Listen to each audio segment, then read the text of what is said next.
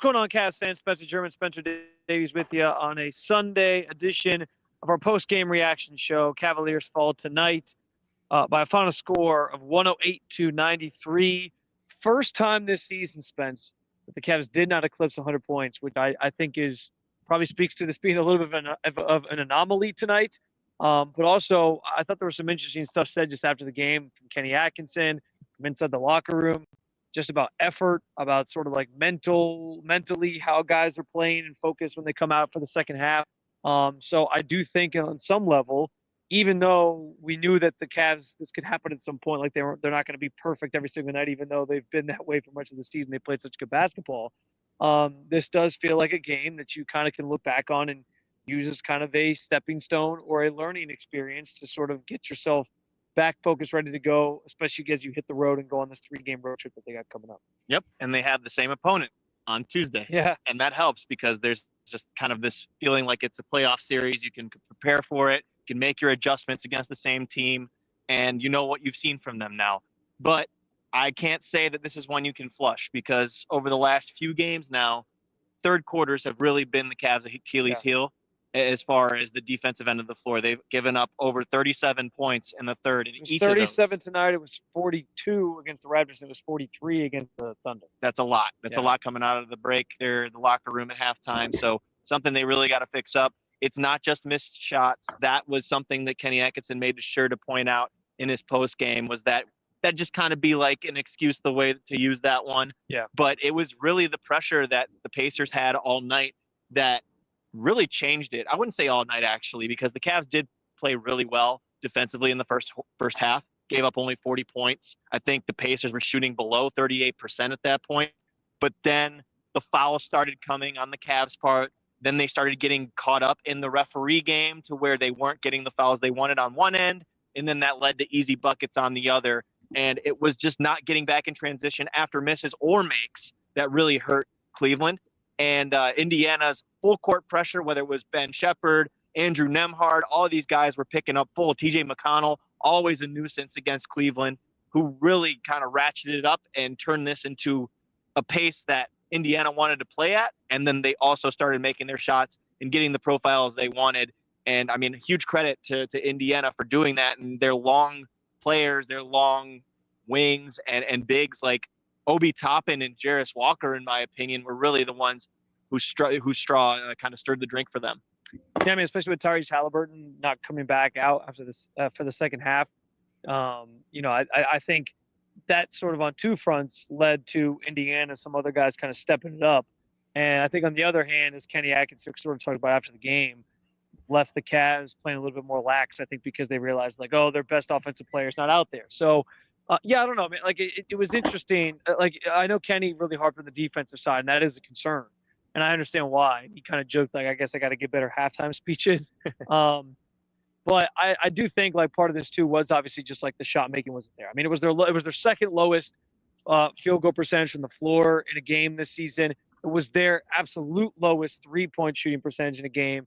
So I mean, I do think it was a little bit of both, if that makes sense. Like I think it was a little bit of just one of those nights it's going to happen, but also, you probably want more effort, especially on the defensive end of the floor coming out of the break. And yeah, like I think the biggest reason that's concerning is like, we know those third quarters can be so critical, especially in playoff series when you're going against teams like that can sort of set the tone for how a game goes. I mean, we think back to we talk so much about comparing this team in some respects to that Golden State Warriors team in 2015-16. But one of the things that was like a calling card of that team was they bury teams in the third quarter. Like they come out and they would just like put you to bed early and be like, this game is over. And so you really want to be the team sort of establishing dominance, establishing like the tone, setting the tone for that second half in that third quarter. So yeah, I think it's something you take a look at and you say, we got to sort of work on this. And I think, like you said, the fact that they play the Pacers right away is kind of a nice way to sort of be like, okay, they got one on us. Let's refocus, get this one back. And then we know what's coming down the pike. You get that rematch, obviously, with the Thunder and their place coming up as well. And kind of the shock, too, to me, is that the Cavs have actually been pretty darn good in the third quarters this year. Yeah. They've been really kind of team that has this week for whatever reason. Yeah, it's been a really weird, odd week. I don't know if it's because, the All-Star break's only 17 games away. You're getting into kind of that mid-January swoon, so Well, to and that's speak. my point. Is like you don't want this to turn into a What habit, you are, but yeah, you yes. don't want it to become like a thing where it's like, well, now we just are this team that doesn't play hard in the third quarter. I don't think it will, but I think that's kind of the point Kenny's making is like we're going to continue to emphasize that and make a point in saying, yeah, we got to make sure we have a better tone coming out of that break. Most definitely, and they haven't been crushing teams the way that they had been beforehand. So maybe that's just because that's human nature also. But Kenny brought up kind of playing with leads and making sure you're not playing with a complacency. And it's funny to just hear that from a team that's 33-5, but that's the kind of standard they're trying to uphold here at the moment. And it's something that the guys see too. I mean, Donovan Mitchell didn't let him off the hook. Like he pointed out to one of his quote unquote dumbass passes to George Niang that really kind of was a turnover there for Indiana to get them going the other way. So, it's not lost on anybody that this isn't the best effort that they've seen. And the last couple have not been the greatest on the defensive end. And that's something that they're going to have to remedy when they start this road trip. I think another thing from tonight that sort of stood out to me, Spence, was just the fact that like it became evident how important the role players are on this team tonight. Oh, and yeah. I'm not that's also understanding like Donovan Mitchell didn't play his best game. He had that nice 7-point spurt in the fourth quarter, and you had kind of said like this is the point where Donovan's just going to go off for 20 in the fourth or something like that. I did. I thought so. It kind of felt that way. He started off with 7 points in the first 2 minutes. Yeah, it was crazy. Yeah. But yeah, like the star players, the key players, they made their presence felt in certain ways. You look at the box score: 20 points for Darius Garland, Donovan Mitchell with the 19, 16 for Mobley, 11 for Allen. Mobley finished with a double-double. So they weren't like terrible. They weren't great. It wasn't their best nights. But what was really like very obvious, and especially just look at the box score, was the fact that you had like Max Strus going 1 for 6, and he was 0 for 5 from 3. You had Isaac Okoro going 1 for 5 from the floor. You had Sam Merrill going 1 for 5 from the floor. All of those were threes. Like when those guys were off, or when those guys are off, it clearly has a massive impact on this team. Like it just kind of reaffirmed how important it has been that Kenny Atkinson is going 11 deep and how he relies on all these guys to kind of get the job done. And yeah, you're going to have bad nights. It happens. But I just kind of thought that became like a glaring part of tonight's performance when you saw how poorly those guys were playing, and then you look up and see what the scoreboard was. Yeah, and Indiana really did a good job of making sure that others besides Darius Garland and Donovan Mitchell could handle the ball.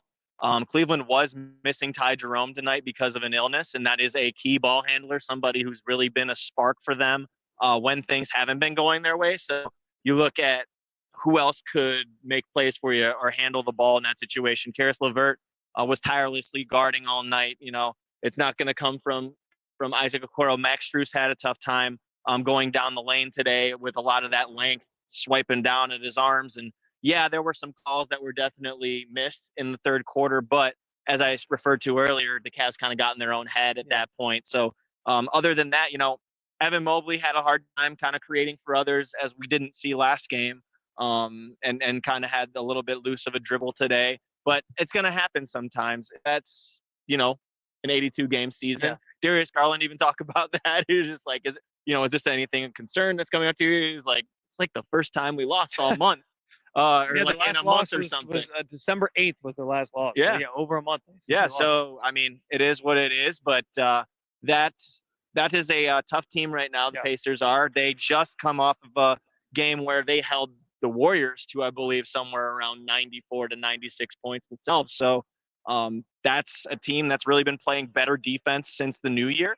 And I'm excited to see what kind of adjustments come in Indiana. Let me ask you real quick. Do you think that what the Pacers did tonight is kind of the blueprint, though, against the Cavs? Like the full court pressure, doing that type of stuff? Or have you seen blips of that from other teams? Because Kenny even said, like, that's not something you see a lot. And also, it was hard to sustain. Like, I don't know that in a 7-game series, you're going to get the Pacers doing that every single night if they were to meet. But is that maybe a way to combat this, how good this Cavs team is and what their offense can kind of do and kind of take back some momentum in your favor? It certainly threw them into a loop. And like you said, you're not going to do it every single possession or every after-made basket. But it's something that you can toss in there. If you want to kind of compare and contrast, Kenny Atkinson's gone to a 2-3 zone a lot to kind of mix in coverages against teams that are either having success or kind of getting within what the Cavs want to do, and then you're forcing them to beat you with the 3-point shot. With the full court press, They're just like, can you outrun our guys? Can you get somebody who's sticking on to you off of a ball handler? Can they beat them down the floor with speed? Can they handle the ball like without turning it over? And that was not the case tonight for Cleveland, because the Pacers, they forced 4 backcourt turnovers, I think it was, in the third. Yeah. And that 4 was backcourt turnovers, and the Cavs had 13. 7 of those came in the third quarter alone. So yeah. that just tells you how bad that third quarter And that's was. easy points going the other way. That's when you They can't scored blame. 12, yeah, they That's scored 12 points off the turnover. That's when you can't blame defense, because they're already halfway down. Like, there's nothing you can do at that point when you lose the ball. Right. But what you can control is getting back a little better on defense when there's a make and they're trying to push off of a Cavs make. You're supposed to get down there and guard your man. And what happened was what Donovan said: they just didn't guard. You don't make shots, you don't guard, you lose the game. Yeah, no, 100%. Yeah, a lot of things just didn't go their way tonight. I think, like you said, it's kind of unique in the way that they get to play the Pacers again on Tuesday and kind of get that rematch and get a chance to sort of, right their wrongs a little bit for this one. But yeah, I will say this too. Theme for the locker room, guys didn't seem too worried about it, and that's an easy stance to be in when you're, what are they, 33-5 now on the season? So you're not going to stress over one loss when that's your record, and you're obviously off to a great start. I think somebody said in the comments, still 5.5 games up in the East for the number 1 seed and all that. So yeah, and I don't think either Spence or I feel like there's any sense of panic right now, or that this is like truly that concerning. But it's just one of those things, like we said, you don't want it to become a problem. You don't want it to become like who you are. So hopefully on Tuesday they come out with a good response. Well, what's funny is that, you win 33 games, it doesn't matter. You lose 1 game or lose 5 games, and that those are the ones that matter. And then all of a sudden the regular season but it's the counts. regular season. And the regular season apparently doesn't matter. The regular season matters when you lose, but it doesn't when you win. If you're somebody at home who's freaking out over this loss and you're like, oh, the Cavs stink now, you were also the one saying that the regular season doesn't matter. So let the record show. Let the record show. You're talking out of both sides here. No, I'm kidding. But no, I do want to say this though. Like, I see a bunch of people in the comments trying to ask if they struggle with length.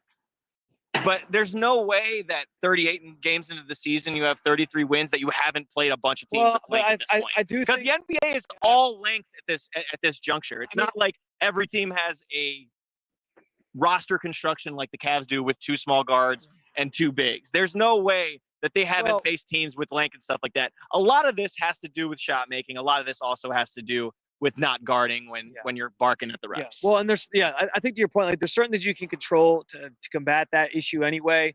But yeah, like I understand the questions about the length thing, because I do think, like, you look at the theme of the teams that they've lost to, the Hawks twice, the Celtics once, like, those are teams that have length. Same thing tonight with the Pacers. They're a team that has length. So yeah, like, they played those teams.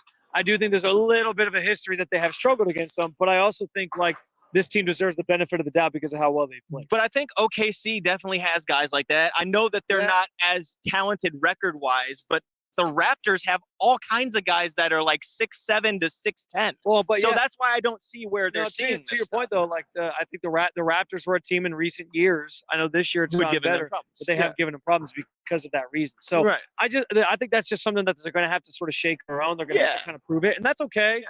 I can live with people saying they still got to prove to me that they can beat these teams with length in the 7-game series. I just think, like, if you're living in this world of, like, they still got to prove to me that they're good because they haven't beaten this team or that team, like, no, they're doing all that. And I get, like, there's still going to be things that they have to sort of do in the playoffs. That's fine. But yeah, like, I think that is one of those things that they'll have to sort of shake and prove at some point. But yeah, I mean, we'll see how they do against them on Tuesday night, and they'll get the rematch. And then Donovan Mitchell as well is something that I'm looking at. Just the last few games just hasn't looked like himself. He finally came alive there in the second half. Yeah. But he's been missing a lot of shots. So, like, I mean, that's another thing that's going to course correct because it's a long season. I asked you, like, when he was out the other night, that was just rest, right? It was just rest. Yeah, it was just rest. I was like, okay, I couldn't remember. I was like, I don't think it's an injury, but I just want to make sure. Because, yeah, I wondered if there was something going on there. Well, he's such a high caliber player that when he's not playing at an amazing level that people start asking questions, it's just a rest thing. He's going to get better. He's been through these types of stretches before. I have no doubt in my mind that Donovan Mitchell will be just fine. Yeah. And, Evan Mobley, we know, has been playing great. Jared Allen's been playing good. And Darius Garland has obviously been playing at an all-star level. So it's on the other guys, right? They got to make their shots. This is how it goes on a team with a core 4 like this. It's the quote-unquote others. It's the Dean Wades. It's the Max Struses and the George Niangs. Sam Merrill had some good minutes tonight. Second on the team in dimes. He had 5 off the Pines. So we only won a 5 from 3, unfortunately. But yeah. He did not hit his threes. Neither did Max Strus, and neither did Dean Wade. So I think at the moment I knew that the game was going to go their way was when I think it was Mobley who actually kicked it out to Merrill in the corner. This corner, I think, right here behind us. Yeah. And he was wide open, and he had time to even dribble it once, think about it, look at the basket. Nobody was closing out on him. He had the perfect shot. Yep. And he missed it. And I was like, I just don't think that's the way it went. And Dean had an opportunity himself, but I got a shout out in the first half.